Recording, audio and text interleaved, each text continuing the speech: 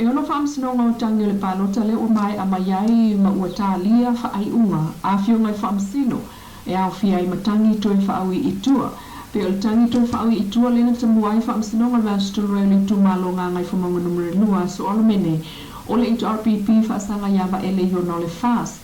O le isi tangi whaawi i tua vai maumatasi e le whiunga whatimau mau mea le niu whaasanga e le whiunga a sulamana i tau i ili stui vasa o le ito RPP. Ai o mta upua umo o na whaamasino, ai o talia i nei whai unga e au whiai, le tangia ngā turai wha ana amatanga ki lo whaasanga ia mangele se kati o whaasale le anga numere lua. O afualo Dr. Woods salele whaasanga ia pulea i whaasavalu o sale ngatasi. Mawala i wao pātele sio a hem whaasanga ia se Uli Wellingtone. Ma ili se Stefano whaasanga ia ngase ata tanu vasa peato. O le sole amatai o nangala au whaamsinonga le wao pa uro i au sangi whaasanga i alu matasila tolo matatile tui mleli whano whale la taimi sa matau. O le mta upulea o ta ua e whaawa o tuai i le aso atai au. O le lua ili nei o vai aso talo mwhaangasoro mta upu ma sao whaia la tau whioma whaamsimisili Chief Justice Satiu Simatiho Porese, Justice Vaai, Justice Nelson, Justice Tuatangaloa, Justice Warren, ma Justice Roma. E ese mai mta upu o whaamsinonga le palota le vai aso nei, lea na wala awe fo ile lui ale loia sili whaasanga i le aloa i o le whaatotonga ale palemene o le solusu whao me. Mai o lo te atu i ai wang whaupwhai le fast o le namta upu o le afonga ina i le asunga fua a sao le solusu tashu iuni.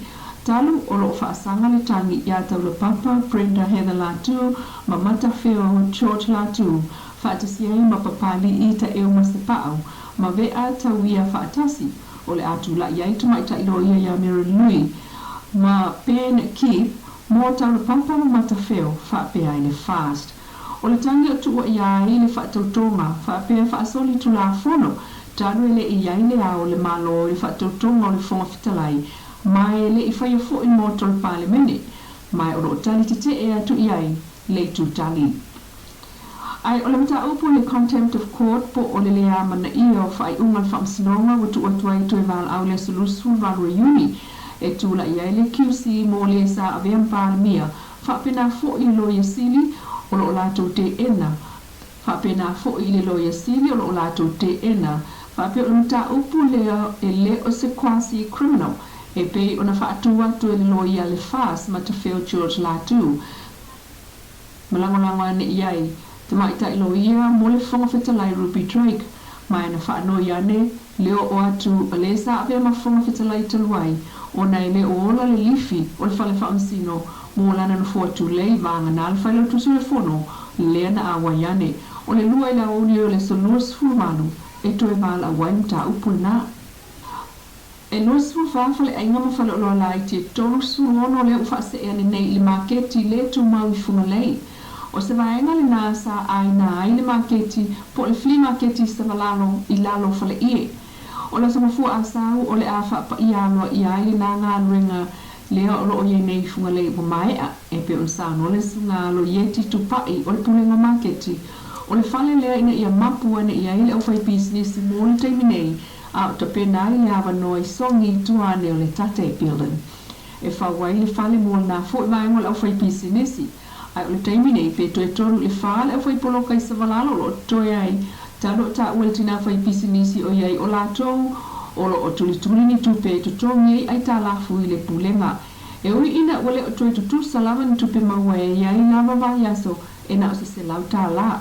Pe ta ina sa no alo o lo avel fa mua ava noi funga lei o fai flea marketi o lo o le lei mai le tongina o lato poloka.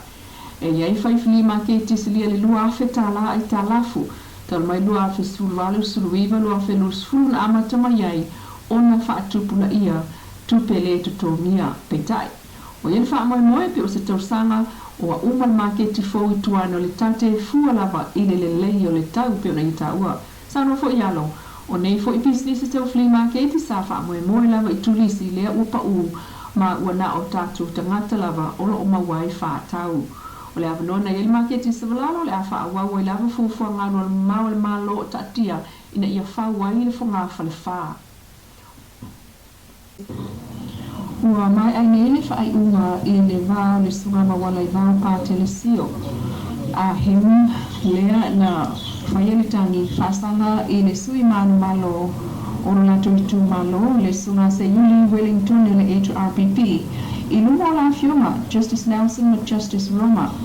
O whaamani ai tu o ingo le bribery ma le treating, po le tu inatu o tupe ma le whaamoe palota mai ai. Ma le whai o ngā o iwinga whaasoli tu la whono i tengi le palota. Se funu tolu bribery se Yuli lua treating, ma le se funu a mawala tasi le treating.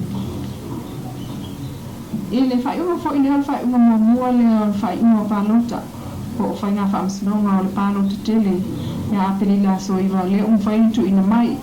Ina mta uku lea, na whaamtua ina le whaamsinonga le whaia lea o whaamtalanga mua le mau i le ngangana i tasi po o le ngangana Samoa.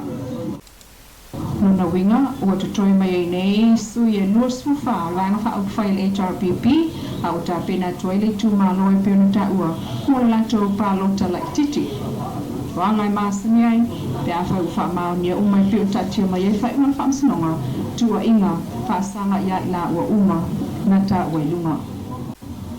Ina mta upu i le vāo sui māna malo Santana whalatai ni sumale pe matasila tile tolongata. Ma pa'u roi au sangi. Na tani pa'u whaasanga ia lupi matasila. Pe tai, taluai le ima whai sa rango sui le HRPP pe o lupi matasila. O na whaila sa na mtali atu. I le tangi a pa'u temi whaatulanga ina le whaamsinonga. A utu wawa noa i nei le whaamsinonga. Ia pa'u. E wha'u wane ai a mtali atu. I mōli mautali a lupi matasila. Lea watali ai e whaamsinonga tāsanga. Ma o tua tua i loa i le aso luas fulima o le vai aso fau. E tue vala wai ta upu nei, le sunga mena lui o lo tula i mo pau. Ai o au mua le ming leng wai, lea o lo tula i mo lupe matasila.